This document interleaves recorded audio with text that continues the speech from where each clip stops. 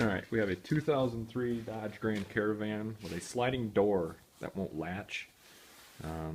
It does something like this.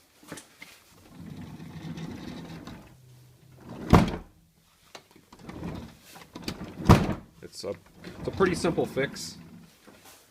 All you need to do is, if you look right here,